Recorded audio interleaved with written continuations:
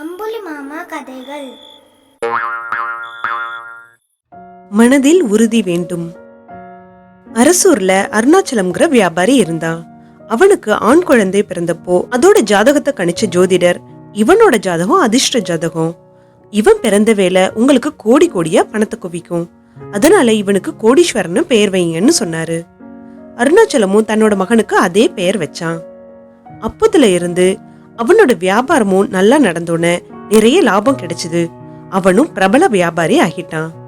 கோடீஸ்வரனுக்கு வயது 16 ஆனப்போ அவனோட தாயார் திடீர்னு இறந்து போனா. அருணாச்சலம் சரக்குகளோட அயல்நாட்டுக்கு அனுப்புன கப்பல்கள் முழுகி போனது. உள்நாட்டுல அவன் சில ஊர்களுக்கு அனுப்புன சரக்குகள் வழியில கொள்ளை போச்சு. இதனால அருணாச்சலம் மனநோய் வாய்ப்பட்டு படுத்த படுக்கையா கிடந்தான்.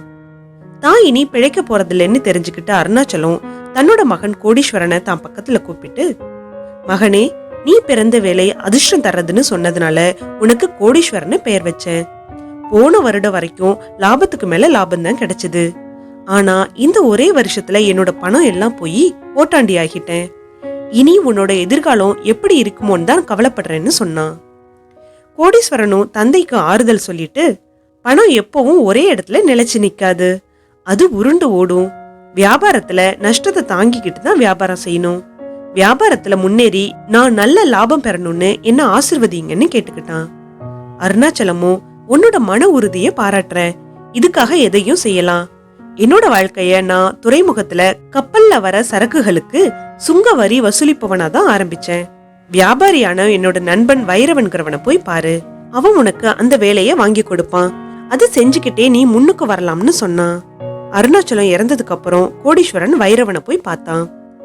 தான் அருணாச்சலத்தோட மகன்னு கோடீஸ்வரன் சொன்னோன்னு வைரவன் மகிழ்ந்து, உன்னோட தந்தை என்னோட ஆருயிர் நண்பன், உனக்கு இந்த சுங்க வரி வசூல் வேலை வேண்டாம், கொஞ்சம் பணம் கொடுக்கறேன், அத முதலா வச்சு வியாபாரத்தை ஆரம்பின்னு சொன்னான். கோடீஸ்வரனும், நீங்க பணம் கொடுக்கறதா சொன்னதுக்கு ரொம்ப நன்றி, ஆனா நான் என்னோட தந்தை சொன்ன வழியில தான் செல்ல விரும்புறேன். அதனால என்னோட தந்தை தன்னோட வாழ்க்கையை ஆரம்பிச்சது போல சுங்க வரி வசூலிப்பவனாதான் தொடங்கி அவரை மாதிரி வியாபாரியாக விரும்புறேன்னு சொன்னான். வைரவனும், பேஷ், இப்படிப்பட்ட மன உறுதிதான் ஒருத்தனுக்கு வேணும். உன்னோட விருப்பப்படியே உன்னை சுங்கவரி வசூலிப்பவனா நியமிக்கிறேன். நீயும் உன்னோட தந்தைய போல உயர்ந்து பெரிய வியாபாரியாக என்னோட நல்லாசிகளையும் கொடுக்கறேன்னு சொல்லி அவனை அந்த வேலையில அமர்த்தினான். ஒரு நாள் ஒருத்தன் 3 பெட்டிகளோட துறைமுகத்துல இறங்கினான். கோடீஸ்வரனும், இந்த பெட்டிகள்ல என்ன இருக்கு, அதுக்கு சுங்கவரி செலுத்தணும்னு சொன்னான். அவனும், பெட்டிகள்ல ஒண்ணும் இல்லைன்னு சொன்னான். அதுக்கு கோடீஸ்வரன், இருந்தாலும் வெளிநாட்டுல இருந்து இந்த துறைமுகத்துக்கு 3 பெட்டிகளை கொண்டு வந்திருக்க, அதனால இந்த பெட்டிகளுக்கு வரி கொடுத்துதான் ஆகணும்னு சொன்னான். அப்போ அவன், ஐயா, நான் பரம ஏழை, நான் அயல்நாட்டுல வியாபாரிகளோட கூட்டத்துல சாதாரண வேலைக்காரனா பணிபுரிஞ்சுக்கிட்டு இருந்தேன்.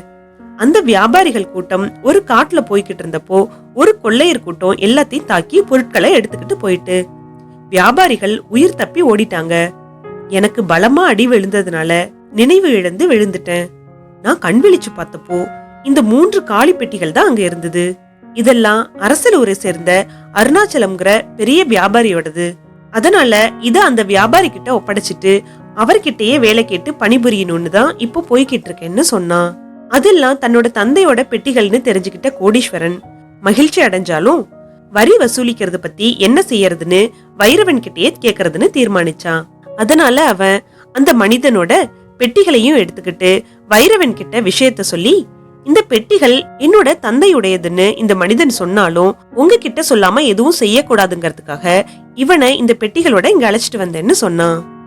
வைரவனும், நீ செய்தது சரிதான், இவன் காட்டுல கிடந்த காலி பெட்டிகள் கொண்டு வந்திருக்கிறதுனால இதுக்கு சுங்க வரி வசூலிக்க தேவையில்லை. அதோட இவனே இதெல்லாம் உன்னோட தந்தையோட பெட்டிகள்னு சொல்றதுனால இந்த பெட்டிகளை நீயே எடுத்துக்கலாம்னு சொன்னான். பிறகு அவன் ஏதோ நினைச்சுக்கிட்டு அந்த பெட்டிய உன்னிப்பா பார்த்தான். அவனோட முகம் மலர்ந்தது. அவன் கோடீஸ்வரன் கிட்ட, உன்னோட தந்தை தங்க முலாம் பூசிய நகைகளையும் பொருட்களையும் விற்று வந்தது எனக்கு தெரியும். அந்த வித பொருட்களோட தங்க வியாபாரமும் செஞ்சு வந்தாருன்னு கேள்விப்பட்டிருந்தேன். அதனால இந்த பெட்டிகளோட பலகைக்கு இடையில தங்க தகடுகளை மறைச்சு வச்சு அயல்நாட்டுல ஒரு குறிப்பிட்ட வியாபாரிக்கு அனுப்பியிருக்காரு. அந்த வியாபாரிக்கு மட்டுமே இந்த பெட்டிகள்ல தங்க தகடுகள் மறைச்சு வைக்கப்பட்டிருக்கிறது தெரியும். கொள்ளைக்காரர்கள் வியாபாரிகளை தாக்கி கொள்ளையடிச்சப்போ இந்த பெட்டிகள்ல இருந்த தங்க மூலம் பூசின நகைகளையும் பொருட்களையும் உண்மையான தங்க பொருட்கள்னு நினைச்சு அதை மட்டும் எடுத்துக்கிட்டு பெட்டிகளை விட்டுட்டு போயிட்டாங்கன்னு சொல்லி அந்த பெட்டிகளோட அடிப்பலகைகளை பெயர்த்து பார்த்தான். அவன் நினைச்சபடி 3 பெட்டிகளோட அடிப்பகுதிகள்லயும் தங்க தகடுகள் மறைச்சு வைக்கப்பட்டிருந்தது. பைரவன் அத கோடீஸ்வரன் கிட்ட கொடுத்து, இத வித்து அந்த பணத்தை கொண்டு நீ வியாபாரத்தை தொடங்கு, இந்த நேர்மையான மனிதனை வேலைக்கு வச்சுக்கன்னு சொன்னாரு. கோடீஸ்வரனும் வைரவன் சொன்னபடியே தங்க தகடுகளை வித்து பணமாக்கி அத மூலதனமா வச்சு வியாபாரத்தை ஆரம்பிச்சான்.